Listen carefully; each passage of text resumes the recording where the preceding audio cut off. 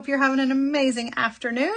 And if you're not, hopefully I can pick you up a little bit. I've got a really fun project for you guys today. I think you're going to like it. If you love sparkle, I've got you covered today.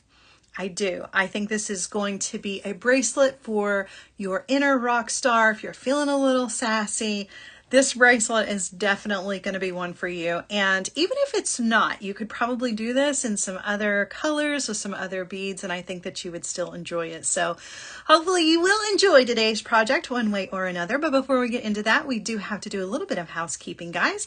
If you will notice on the side of your screen, there's a shopping bag. At any point during today's show, you can click on that shopping bag and it's going to pull up the information about everything that is featured in today's show. You can very easily put all of those items in your cart as well as check out all from that little shopping bag, and you don't have to miss anything while you do that. I just get a little bit smaller, and then once you have closed out your cart and finished your shopping, you can click on me and it will make me big again. This is really helpful because you don't have to navigate away. However, if you do happen to navigate away because things happen, you can always come back and watch this as a video on demand. So after your items have arrived, if you need to be refreshed or there is a technique you want to see, you can come back and rewatch this. You can fast forward to the good stuff. And while you are doing that, be sure that you are checking out all of the other amazing projects that are available on artbeads.com, because this is not the only project that exists there and will continue to exist there. There's a whole library of inspiration. There is a whole team of amazing designers that I just got to hang out with for a little while in a meeting, which is a lot of fun because I love those guys so much. So you definitely want to take advantage of all of the projects that are available and hanging out with the team. You can do that by putting us on in the background while you're working. That's one of my favorite things to do, actually. When I'm sitting here beading, I like to go and pick out a video project. Quite often I have Becky or Julie or Deb or Andrea in the background, and I'm watching one of their replays as I'm working, and it's just like hanging out and beading with a friend. So I encourage you to do that. It's a great way to absorb some extra inspiration. So while you are on the website, also be sure that you are signing up for the newsletter. That's a great way to stay in the know of everything that is art beads related. You don't want to miss anything. There's so much going on. Lots of things, specials coming up for the holidays, lots of fun, exciting things. And you definitely want to be part of all of that. So being sure that you are checking the website, signing up for the newsletter, and then also checking out Serious Art Beaters on Facebook. That's our Facebook group. Hanging out there is a great way to spread information and to share inspiration with other community members. This is an amazing community, so you don't want to miss out on all of the amazing ways that you can be part of this community. It's a great place to continue the conversation from here in the comment section on over to Facebook, so you don't have to let the conversation die. If you happen to be joining us from YouTube or Facebook, shopping for you is a little bit different. If you are joining us from YouTube, I encourage you to come on over to artbeads.com. That's the easiest way for you to shop. Now, if you're shopping with us from Facebook, you're going to notice there's a little banner in the top of your screen. You can type in the item numbers that you're going to see, the little codes. They're not necessarily item numbers, but they're codes. You type in the codes into that little banner, and it is going to send you a link directly into your messenger, or into your messages, so that you can click on that and go directly to the item on the webpage. However, I can't see your comments when you're joining us that way. So if you would like to be part of the big conversation, come on over to artbeads.com. You can shop on Facebook if you want to, but it's really a good idea to come and join us on the main website, not only because I can't see your comments, but because sometimes every now and then we offer specials just to the people who are watching us on the big show. So you don't want to miss out on any of that. So it's always a good idea to come on over, but you don't have to. We also are taking care of your shopping needs if you don't. All right, so I think that covers just about everything. I have a beautiful bracelet for you guys today. I am really looking forward to it. Before we do that, if you all take note of the heart buttons. I see some of you are already hitting those heart buttons. Thank you. Thank you, Susie. Hi, Nicole. Hi, Gina. How are you? Hi, Charlene. It's so good to see you guys. Hitting those heart buttons is a great way to let me know that you're there and that you are loving what you're seeing. And if you don't mind to share this on social media, if you want to, of course, we would like to invite you to do so. share this in Facebook groups that you are allowed to do that with, or if you just want to share this on your own social media, help us get the word out there about the art beads community, because we would love to grow it. It's already big and wonderful, but there's room for more. So please help us. All right. Charlene says, I'm good. I'm a llama mama. I love it. I love it. All right. I'm going to turn you guys around and show you all of the cool things that I've got in the show for you and what we're going to do with them, because we're going to make a really beautiful bracelet. All right, guys. So let me show you what's up. First of all, I'm going to show you the sample so that you get an idea of where we are going. So we are going to be creating, I'm going to have to unplug us. Keep an eye on the battery here. All right, so we are putting together a really fun, look at the dimension on this bracelet, these little spiky crystals. These are prestige 2-hole crystals. They're squares with spikes on them. They are so much fun. This is a really easy bracelet to put together on the Jewel Loom, which is what we're going to be doing here in just a second. This one I have put together for you in leather. We're going to be doing one in hemp today, but it goes together exactly the same way. And that's why I said, if you're feeling like your little inner rock star, let your inner rock star come out, especially this time of year. It's spooky season. Nobody's going to question it. Nobody would question it anyway, but look how beautiful. So, so pretty. So we're going to be putting this together. I'm going to show you step by step how to do that. And we are going to be using a button as our clasp. I've got the really cool tiara cast button that we can use for this. However, if you are not into this button, there is a ton of buttons available on the website. You need to check those out. Not only do we have the tiara cast buttons, but there is a whole lot of check glass buttons that are available as well that would look amazing with your bracelet project. So you definitely want to check those out. I love this one though. I think it is really, really beautiful. It's a lot of fun, and it's got the skull on it. It says kind of Halloween-y, but I mean, that's not really why I picked it. I just picked it because I think it's a cool looking button. It's very Southwestern feeling. So really, really like that. All right, now let's talk about these crystals that we're using. So I have picked out 3 different crystals for you guys. So, excuse me, I have the this clear ones here. Now these are 7.5 millimeter 2-hole square beads. So if you're curious about that, they are a square, but then they come up and make a little spike, a little pyramid, if you will. And if you can see or not, probably not very good on this one, but they are 2-hole beads. So I'm going to show you how to use a 2-hole bead on the Jewel Loom, which is really not nearly as intimidating as I think some people think that it is. You guys see the lights that are reflecting up? I have Christmas lights up. In case anybody's wondering, I can't wait on Christmas, and you're getting a reflection of my blue and red and yellow Christmas lights. Oh my gosh. Yeah, I couldn't wait. So yeah, that's the Christmas lights that you're seeing. That's so funny. And then I have them in this really pretty jet as well. I like this one a lot. It's really pretty, kind of sassy, but still sparkly. And then last but not least, I have it in this really cool kind of grayish color. I don't really know what you call this. It has an official name, but it's really beautiful on the back. It's like that beautiful gray silver. And then on the front, it's kind of metallic. It's different than the black. So slightly different. Gives you a little bit different mood, I guess. But altogether, I think they are really beautiful. So now, what I do want to tell you though, even though I'm using these amazing crystals in today's project, if crystals are not your thing, 2-hole checkmates, you can use checkmates for this project as well. So if you're not feeling the spikes, that's okay. Just be sure that when you are grabbing your 2-hole checkmates that you're grabbing them on artbeads.com, okay? All right, so let's get into the other materials, shall we? I want to mix these up. All right, I'm going to set these to the side, and we're going to talk about what we are going to create the outside of our bracelet with. So in the original, as I mentioned, I used leather cord for that. So I have some of this leather cord here. You can get all the leather cord you could possibly want on the website. I've picked out 2 millimeter. That's what I used for today's project in the sample, but you can do this with as small as 1 millimeter. So if you want a different color in the leather or you want a different size, you definitely can use it. You can mix and match your beads and your cord for this however you want to, but I did love the black with this. I thought it was really cool.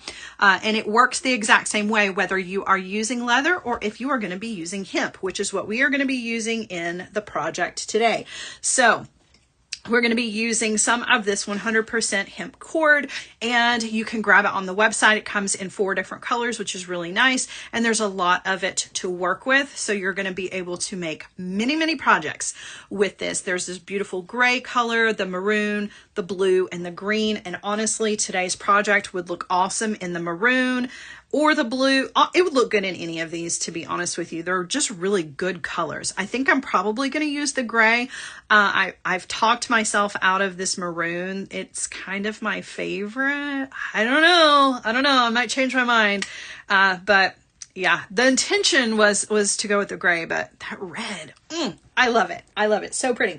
All right. And then we're using our basic tools. I do have a thread zapper for today. I'm using some wildfire, and we'll be using the Jewel Loom. So I'm going to get started with all of that. Now this wildfire, before I get too far into things, I want to talk about the wildfire for just a second, because this is actually my favorite beading thread. I know everybody kind of has a favorite, and fortunately for you that do not like the wildfire, there is a lot of other choices on the website as far as beading threads are available. And for me though, I'm always a bead-along girl. I mean, you guys know that about me, but I really love the wildfire. It comes in a lot of different colors, and it is thermally bonded. And I don't know if you understand what that means or not, but those of you who have been seed beaters for a while, you know that when you get a beading thread that has a color, sometimes those colors bleed. Not only will they bleed onto your beads, but they'll bleed onto your skin, they'll bleed onto your clothing if they just happen to even look at moisture. I'm talking if you just walk out in the morning and there's dew outside and there just happens to be a little bit of moisture in the air, sometimes that's all it takes for those beading threads to bleed their colors onto you. But the wildfire is thermally bonded, which means that it is not going to bleed those colors. It is color fast. It has a nice kind of grippy, I'm out. This is not a good one to show you. I'm running kind of low, but it has that nice grippy texture to it, so you don't have to precondition it. It already kind of has that coating over it, that thermally bonded coating that is going to kind of grip onto itself. So when you are tying knots, those knots are really going to stay. Now that can be a good thing or a bad thing, right? Imagine you've put together this whole piece and it's looking wonderful, and you get down to the last 3 rows and you realize you've made a mistake. Well, threading back through to come and undo your knot, on one hand, this doesn't knot up and make nasty messes very easily, but once you find that knot, sometimes it's really hard to get that knot out, which is a good thing for keeping it secure, but not necessarily a great thing when you've made a mistake. So, I mean, I guess you kind of have to take the pros with the cons there, but this is definitely my go-to for beading thread. And like I said, I know there's a lot out there, but the wildfire for me is my absolute favorite. There's no stretch to this, so I don't have to worry that when I make a piece, it's going to stretch out. So I really like it. And again, comes in a lot of different colors, but we're using the gray. It's going to kind of disappear into our work. All right, let's get to it, shall we? We're going to be using the Jewel Loom. And if you're not familiar with the Jewel Loom, it is a great little loom to have because it lays nice and flat. And you can throw it in your bag. You can slide it into a drawer. You can just kind of keep it out of the way. And when you're ready to use it, it's easy, lightweight, and you can hold it in your hand. It's even kind of curved here, so you can really hold on to it as you are working. There's not a lot when it comes to setup. It is for the most part already ready for you. It has grooves on both ends so that you can set your I need to slow down, I'm sorry. You know it's bad when you're winding yourself. It's just, there's a lot of information. I want to be sure I get it in here without you falling asleep on me. That's why I go really fast. So my apologies. Let's take a breather. Okay. It has, the grooves are here already for you to put your warp threads. And I'm going to show you how to do that here in just a second. It comes with the rod here to create the shape. I'm going to show you how to do that right now. So to create the actual shape that you need for this, you're going to take the end of that rod and you're going to stick it into one of those holes. Then you are going to flex the loom. You're not going to bend it, okay? It's not bendable. You're just going to flex it. And unfortunately, you're not going to be able to see this in the shot, but I am flexing. I kind of use my body to push, to flex this so that I can pop that rod into both holes. And what happens is it creates this nice cradle shape, and that is what is going to create the tension in your design. Now, once you get this warped, you're going to be able to take this out and it's going to hold its own shape. But for now, be sure you put the peg in, otherwise you're working on a flat surface and it just won't do things. All right. It says, once the rod is in, is it removable? Yes, it is. I'm going to show you that here in just a second. All right, so we are, as I mentioned, going to be using our hemp for the warp threads. Now, that's not to say that you can't use your wildfire for the warp threads. You absolutely can. As a matter of fact, you can use just about anything. You can use ribbon, you can use leather, you can use hemp, cotton cord, monofilament if you want to. You can use literally anything to create your warp threads with, and the Jewel Loom will accommodate almost anything you can think of when it comes to that. But we're going to take a long length of this. I'm actually going to work with it on the card here because I don't really know how much I'm going to need.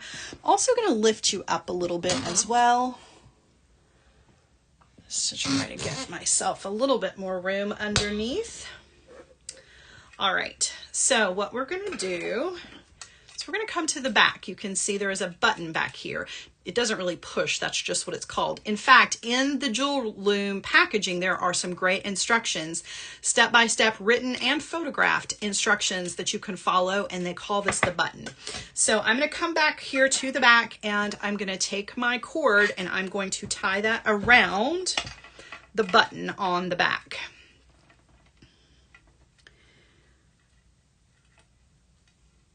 So I'm basically just tying an overhanded knot and tying that down on that button, and then I'm going to double or maybe triple that knot. I just want to be sure that it does not come undone.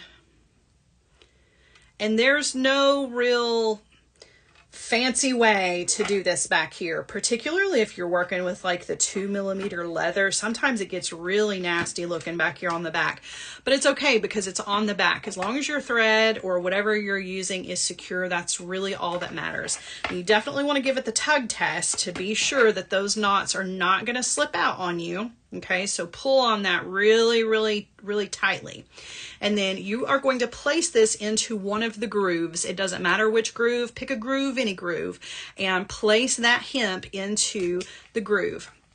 And then using lots of tension, you're going to take this down here to the other side and stick it into a groove down here. Now, if you want to be precise, you can count the number of grooves over to make sure it's the same as on the top. I don't. I just try to get as close as possible because, you know, I don't care if it's one or two off. It makes absolutely no difference. But I do want to keep that tension.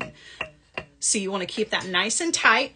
And then you're going to come back to the back on the other side and take your cord and wrap it around that button and then come back up.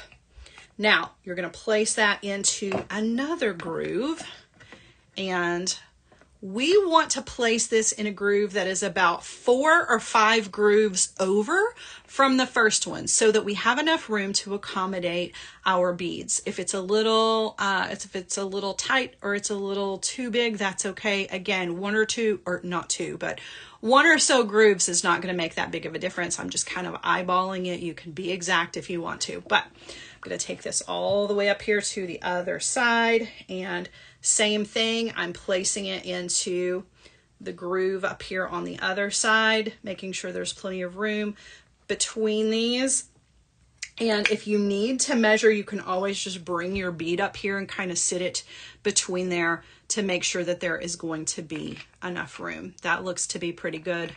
So now I need to secure my cord. Again, keeping nice even tension. I'm coming around here to the back again, and I'm gonna wrap this around the button a couple of times, and then I'm gonna put my thumb down on it just to hold it, and then I'm gonna cut the end.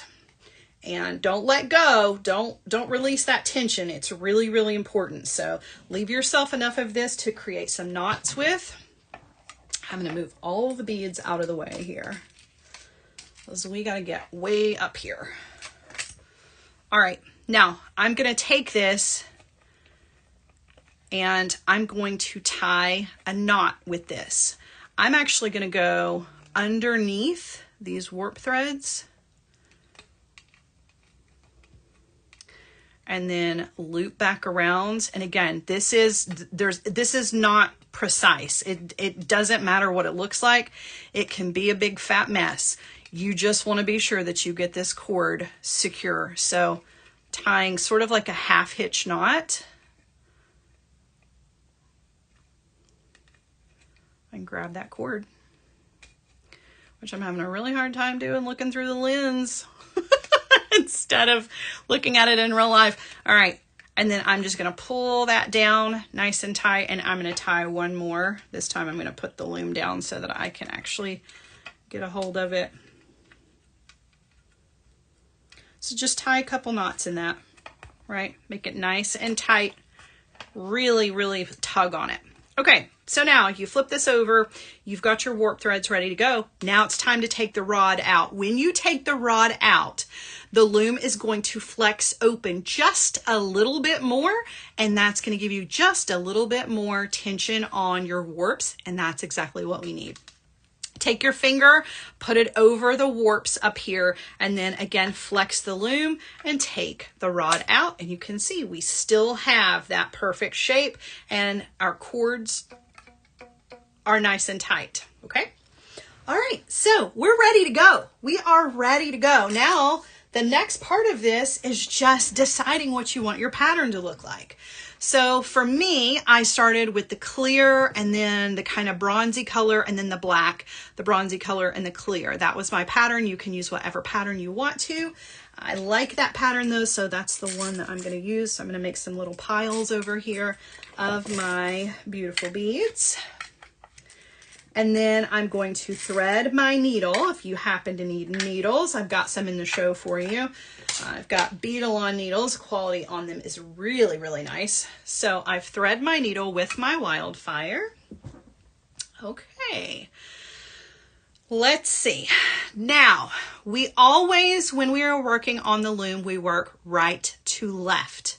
So keep that in mind. If you start at the top and work your way down, or if you start at the bottom and work your way up, I don't care either way, but I do care that you always work left to right. Okay, so I'm going to create a little bit of selvage, and basically what selvage is just a really simple way to, it's just an over and under to anchor basically your beading thread to your project. So I'm going to take my needle, I'm going underneath the first cord over the second cord, and then I'm going to pull, and I am taking this all the way through until I have about 6 inches of a tail over here. Now, as far as how much of the beading thread you need, you're going to need about a wingspan.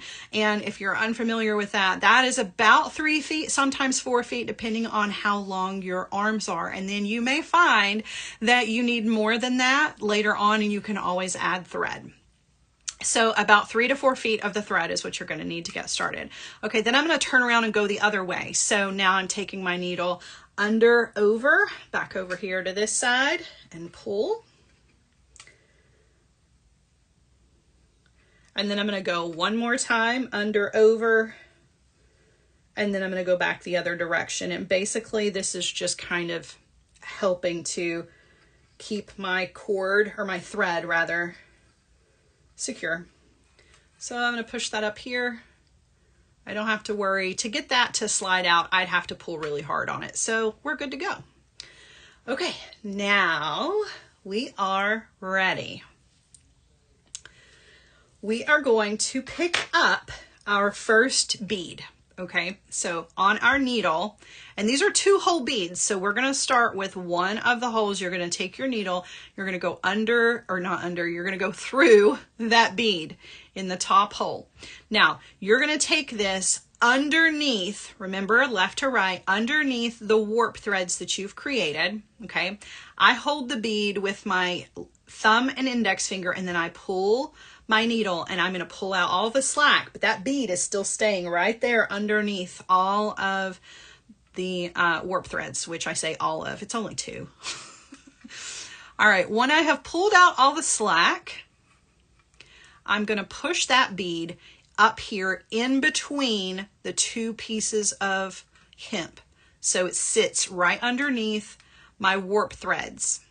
Now, I have to create a sandwich with my cord or with my thread in order to make this bead stay. So now I'm going to take my needle and my thread, and I'm going to go back through that bead in the same hole, the top hole. Don't go down here to the bottom hole. We're still right here in this top hole. I'm going to take that cord and go back through that bead, making sure that I am going over the top of the warp thread on this side and that side. Okay, and then I'm going to pull. And when I do, I have created a little sandwich, if you will. Well, I've not done anything at the moment. There we go. I've created a little sandwich of the thread. The first bead is always the wonkiest, by the way, in case you're wondering. So basically, I have wildfire, hemp, wildfire. That's what's holding this bead in place. Okay, now, to do the second hole, I'm going to go underneath the hemp into the second hole of that bead, take the needle across underneath this warp thread, hold that in place with my finger, pull the needle and thread, and then I'm going to do the exact same thing. I'm going to take my needle and thread back through that bead, this time over the top of the warps, and I'm going to pull. Now I have secured the bead in both of the bead holes, right? The top and the bottom. Okay, I'll give you a couple of shots here up close so you can see. So you can see when you come across and then you go back, you're going back through the same hole. So don't jump down to the bottom hole. You still need to handle the first hole on the bead. So basically you're going to treat each hole of this bead as if it were an individual bead. Okay. Now don't worry, you're going to get to see that again. I'm going to scoot this up just a little bit. Okay. Now, Wanda says the first bead is always the wonkiest. Challenge accepted. Agreed. It is the most challenging, and I think you should take this challenge on, and I want to see pictures of it posted over on Serious Art Beaters. Just saying. All right, now I'm ready to pick up the next bead, which is going to be kind of the bronzy one. I'm going to take my needle and thread, again, left to right, into the top hole of that bead. I'm underneath the warp threads, pulling out the slack. And then I am very gently going to place that bead with my finger up into the space between the warps. And I'm going to hold that there with my finger because there's nothing holding that in place just yet, right? So I'm going to take my thread back through that bead, going right to left over the top of the warp threads and pull.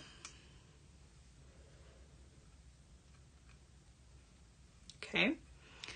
Now I need to do the bottom hole of that. And if you are struggling to get into that bottom hole, you can just push on the bead just a little bit to push the hole underneath the warp so that you can get to it more easily.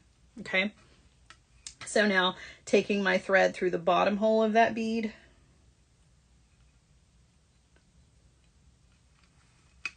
passing underneath the warps, pulling out the slack,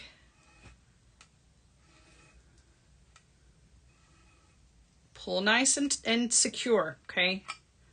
You don't want this to be loose. You want it to be nice and tight.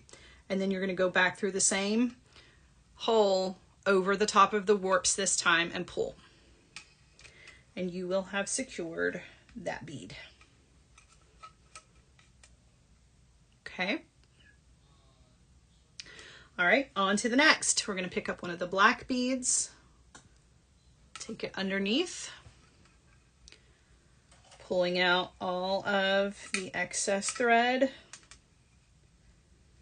pop it up there into the spot where it belongs. Needle and thread. I'm going to go back through that exact same hole, but over the top of the warps this time, and pull. Okay. Then into the second hole, underneath the warps. Whoops.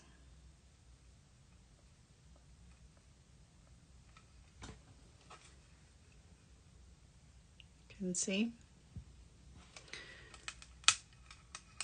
Pull through.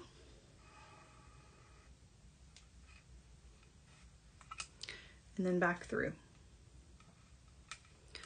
And that is how you are going to work up the entire length of this bracelet in whatever pattern you want. So we're going to do several of these. I don't know that we'll get through the entire length of the bracelet, but we're going to do as many as we can, and then I'm going to show you how to finish this off.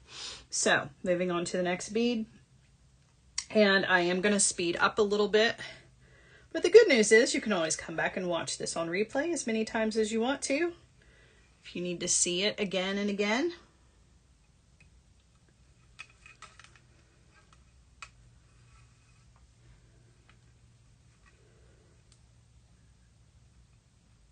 Going into the second hole of that bead.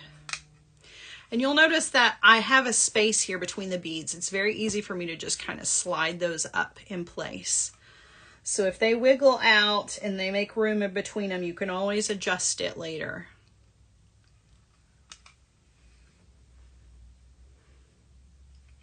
Okay.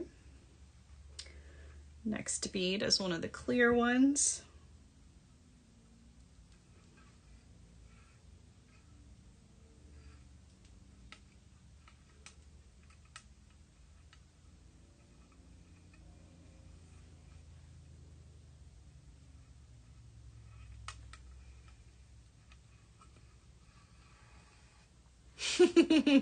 Robin says warp, just not at warp speed. And that is 100% true. So looming projects, even when they're just a single row of beads like this one, it is not, definitely not what I consider instant gratification jewelry. It takes a little bit of time. The setup takes a little bit of time. And then the process of the beading takes a little bit of time too. However, I do find that looming is one of the things that, just for me personally, I absolutely love looming. I actually come from a long line of loomers. Is that a thing? My grandfather worked in the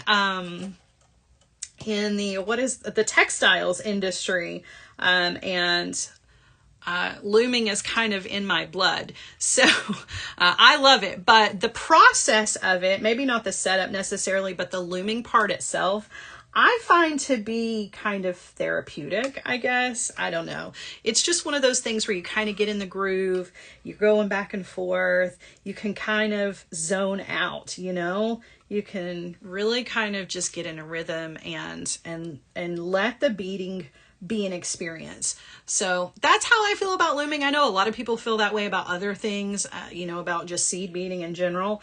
But I definitely feel that way about looming.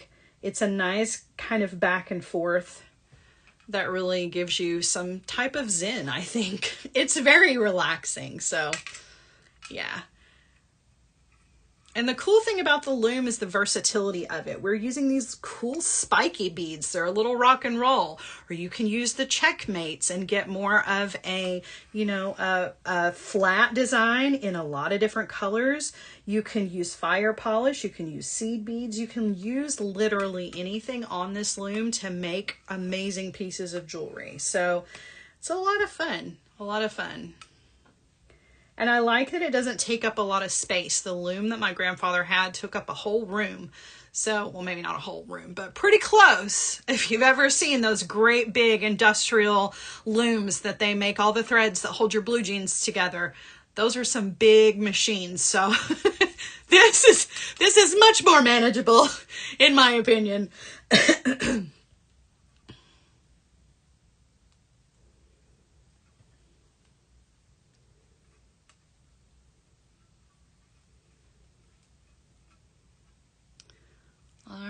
right.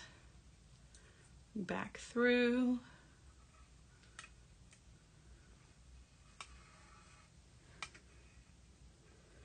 And then the bottom hole of that bead.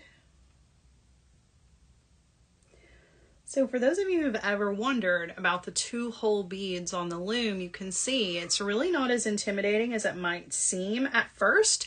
You just treat each one of those holes as if it were an individual bead. So there's no fancy needlework or anything technique-wise that you got to do that's any different. It really is just treating those holes. Even if this bead had 6 holes, you would still treat it exactly the same way, as if each one of the drill holes were its own bead. Sandy says this bracelet's going to be a lot prettier than she thought it was going to be. It's funny how that happens. It's funny how that happens. I know a lot of times the hemp, people are like, oh, I don't know about the hemp. But listen, the hemp is a really good, soft warp thread to use. And it comes in so many different colors. That's why I like this variety card that you can get on the website, because you can really play with the colors. Hemp doesn't have to be just boring and plain. And it is one of those things that's very similar to leather in the fact that your natural body oils will make it softer. So the longer you wear it, the softer it gets. It's sort of like a baseball glove. It kind of molds to you, which is really nice.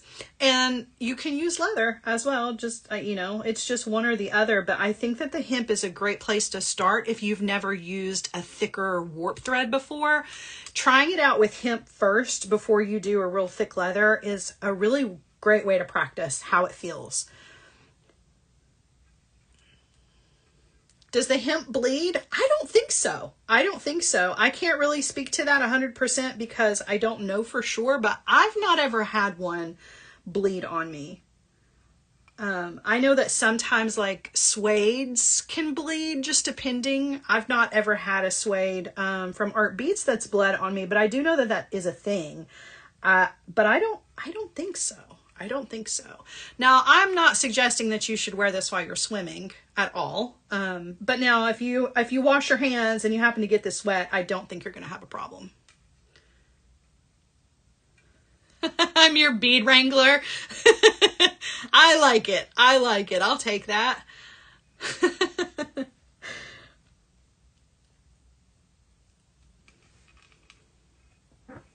All right, so this is really just kind of a back and forth and a back and forth. There's not really anything more to this part of the design. And finishing this off is quite easy as well because we're using a button, so there's not anything really crazy. We're just going to tie some knots and make a spot for our button, which is really nice. So this is a really good beginner friendly kind of project that I feel like if you've ever wondered about looming, it's a great place to start because you only have one row. You don't have to worry about this big intricate pattern and like drawing it all out or anything like that.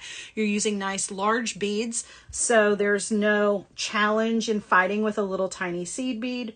It's a really good place to start if you've ever wondered about what it's like to loom anything.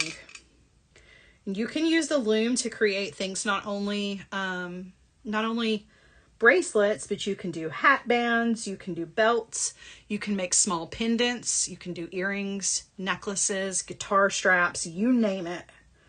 You can create it on a loom. This loom, as a matter of fact.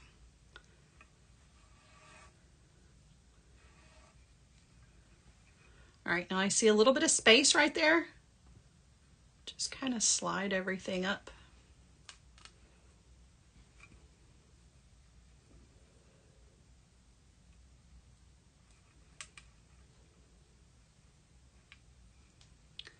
Okay, we're ready for our next bead, which is a clear bead.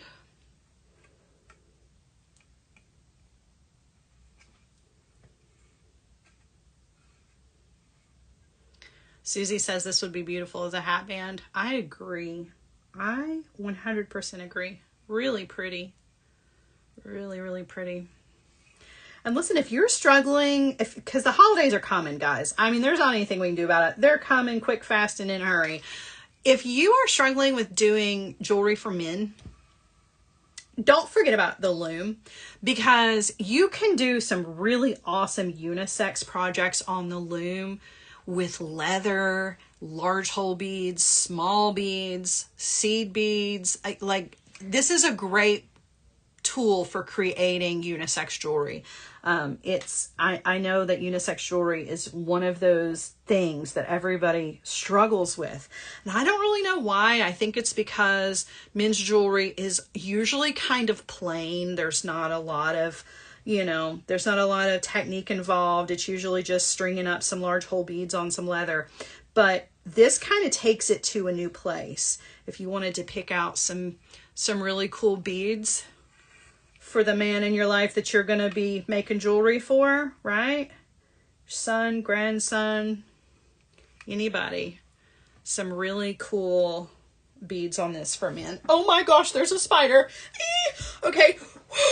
I don't know where he came from. Hold on, everybody, because I'm not about that life. Excuse me, mister. You've got to go. Okay. Okay. Whew. That gave me chill bumps. I don't know where he came from, but oh my gosh. He was moving fast, and he was bigger than these beads, and he is now on the bottom of my shoe. Give me a second. If it can happen in a live, you guys, it never fails. It happens to me. Oh my gosh. Okay. Used a thread burner on the spider. Kill it with fire. Kill it with fire. Oh my gosh. That was unexpected. He was headed straight for the bead mat too. I'm surprised he didn't get up here on the mat and give you guys a look at him. Oh, I tell you what, I am not a spider person. I know most people are not, but usually it's like I have to call for Q to come and get the bug, but this one was moving so fast I had no choice. I had to handle business. And now I think I've messed this up. That threw me off so much. I think I've messed this up. Oh my goodness. I definitely have. Okay, but that's okay, because it's good for you to see a mistake, right? It's really good for you to see a mistake. So I've messed this up somehow just by not paying attention, because that scared me. I'm going to undo my thread. Okay, I've created a little loop right there. I don't know where he came from. That better be the only one. Oh my gosh. That was not okay. That was not okay. There's been construction going on at my house for the past week, and he had to have come in while the door was open. Oh man. Okay. So I'm not doing a very good job of getting this undone. Oh man. Okay. Let's see if we can fix this. Add that to the list of crazy things that have happened to me during shows, because a lot of you have been there for some of my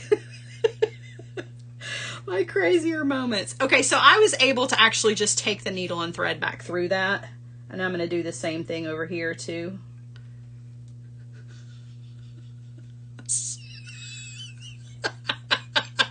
Gina says, no worries, spider smasher. Okay. Now we can fix this. Sara Spider Smasher. That's my new name. Okay. Now, let's fix this. Let's fix this. It was so fast. Oh gosh. He did. It was either that, Robin. It was either smash him or give him the house. I mean, there are no other choices. We cannot live together, period. That's just not going to happen. We cannot coexist. I'm sorry. Oh, okay. I fixed it. So you can see, I didn't even have to pull that thread out like I was trying to do.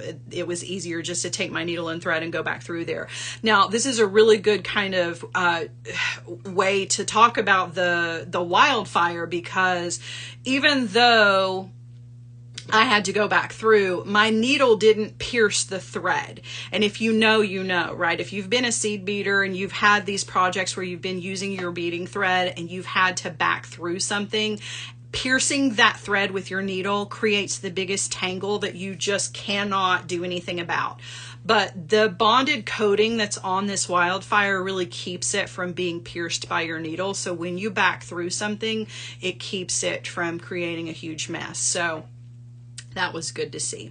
Okay, so I'm actually going to do 2 more beads and then we're going to stop. I know this isn't a full bracelet, but I want to be sure that you get all the steps for how to finish this off. So let's do 2 more beads and then we are going to handle the rest of the business with this bracelet. So another bead.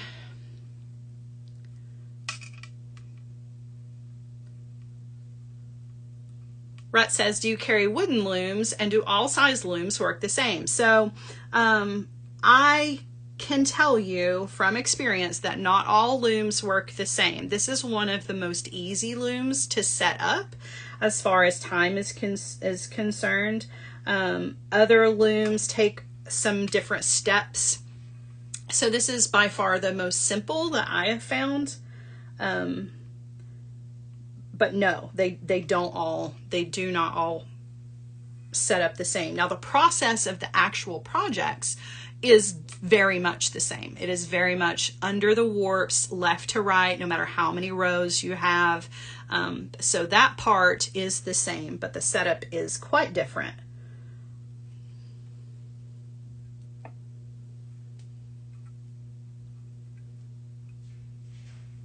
All right, so this is our last bead.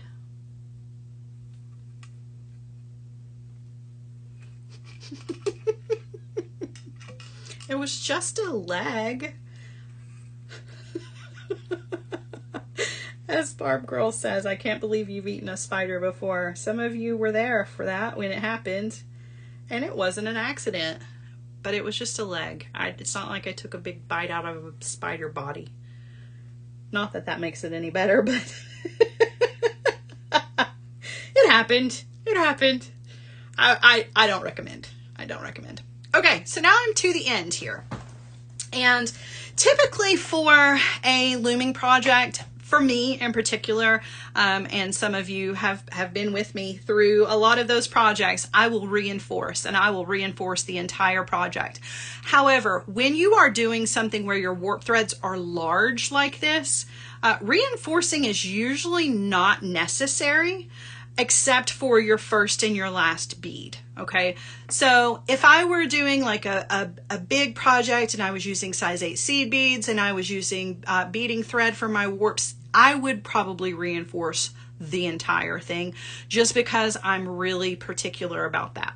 But for this, we don't have to worry about that other than this bead right here. So what we're going to do to reinforce this, we are going to go back and forth through these holes over and under the warp threads a couple of times, and then we're just going to tie it off. That's just going to make sure that it is nice and tight, really snug and secure. So you can see I've gone back and forth. I go back and forth again. I'm going to come over to this side and I'm going to tie a half hitch knot on this outside warp thread. So I'm just going to take my needle and basically I'm creating a little loop, and then I'm just going to take my needle through that loop and pull. That's going to pull that knot right up against the warp thread, and then I'm going to take my needle back through this bead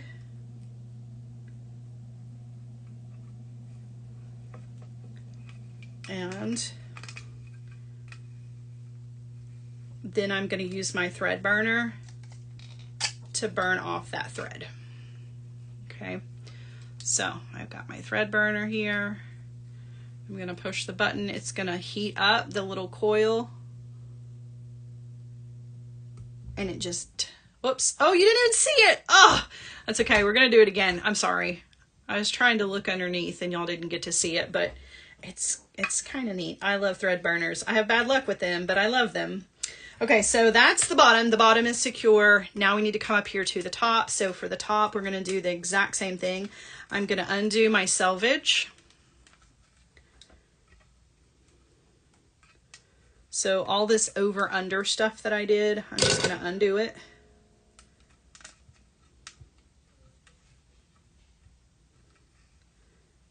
And I need to thread my needle onto the tail of this. Okay, threading a needle on camera is never fun. So just be ready. So for me, what I like to do is I'll take a pair of pliers and I like to flatten the end of my beading thread. Nice and flat. That just makes it a little bit easier to thread it through the needle. There we go. That's pretty good. Second try, not too shabby. Okay. All right, now we're gonna do the same thing. We're going to reinforce this bead right here. So I'm going through, and then I'm gonna go back through it underneath the warps.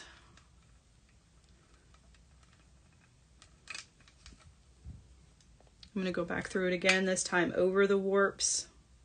And then when I'm over here on this side, I'm going to tie my knot. So I'm just creating a loop, going through that loop, pulling that. Oh, well, I'm not doing anything. Just kidding. There we go. Pull it tight. Go back through the bead. Don't do your thread zapper at your knot. Make sure you go through. And then zap it. Okay. All right, let's see if I can do this time on camera without looking at it underneath so that you can see it. So I'm just pushing the button down and it just zaps it away just like that. Just burns right through it. Okay, now we are ready to finish this off. So what we're gonna do is we're gonna come back here to the back and we are going to take, first of all, hold on to this because the tension that's on here, it will snap just a little. It shouldn't be a lot, but you are releasing that tension when you cut this. So just hold on to it so it doesn't go flying. Take some scissors, cut, you can see. And then we're ready to deal with our ends. Now, obviously this is not a full length bracelet. It's a little bit shorter than what I would normally have, but it will work for what we're doing. So I'm going to take my two ends. It doesn't matter which end you start on. I have less hemp on this side though. So I'm going to,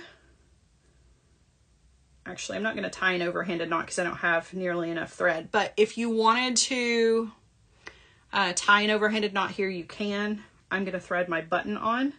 And if you can get your button through both, or you can get your threads, both threads through, perfect. Slide that on, then tie an overhanded knot to secure your button. My thread is a little short here, so I may need to use my pliers to help me. My bent chain nose pliers are really good for this. So I stick the bend through and then grab the ends and pull through.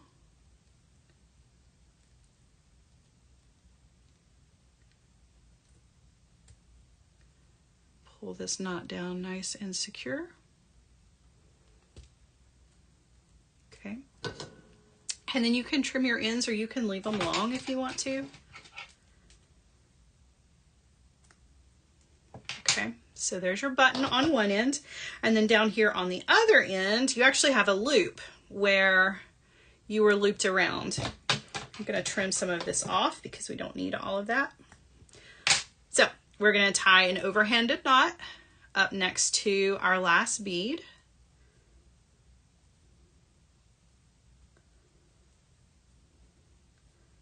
I'm going to pull that down pretty close. Now, if you're using leather or any other kind of cord, do this the same way.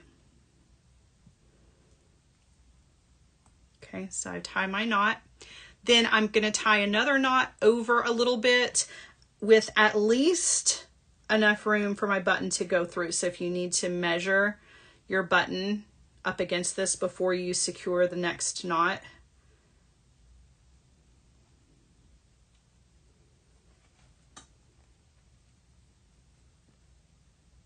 No dangles, no clusters. Am I okay? Yeah, I'm okay. This bracelet has lots of sparkles, so I'm giving it a pass. No dangles, no clusters.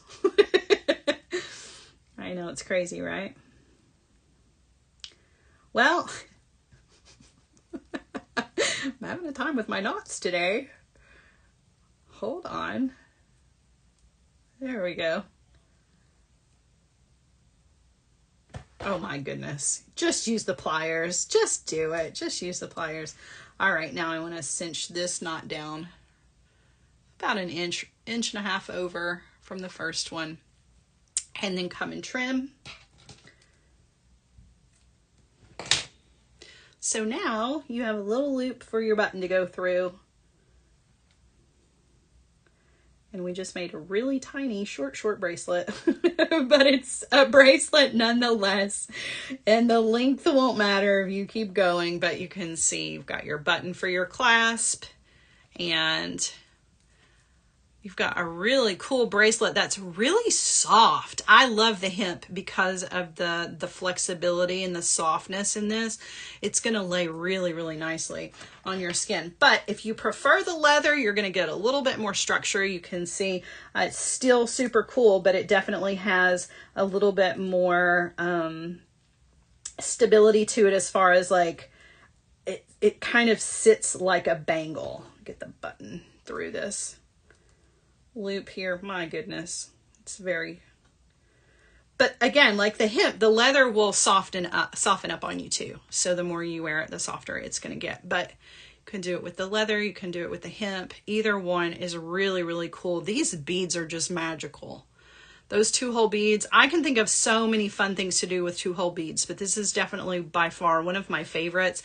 And I love that they have a little spike on them. It's a little rock and roll, right? It's a little sassy, which is cool, but it's still sparkly and pretty and just a fun design. So I hope I've inspired you guys. I thought this was a fun project. All right. I have a spider that I need to deal with on the bottom of my shoe. He might continue to be deceased on the bottom of the shoe. But I do want to show you these from a different point of view so you can really see that sparkle. A lot of times the lighting underneath the iPad, you don't get the full amount of sparkle with beads. So when I turn it this direction, you can really see these Prestige double hole spiky beads are phenomenal in person. So please don't pass these up just because you didn't think they were sparkly enough. Trust me, it's just about the lighting, and they look absolutely beautiful in person. So love that. So pretty. All right, everybody. Thank you so much for joining me this afternoon and letting me be a part of your beadie journey. I appreciate you so much. Be sure that you are checking out not just me, but all of the other amazing designers that are part of the Art Beads design team. You definitely don't want to miss any of the projects, so be signing up for that newsletter and the text messages so that you don't miss anything, right? All right, my friends, I'm going to head on out. You have an amazing weekend. I'll be right here, same time, same place, with another fun project for you. In the meantime, go make something beautiful and post it on Serious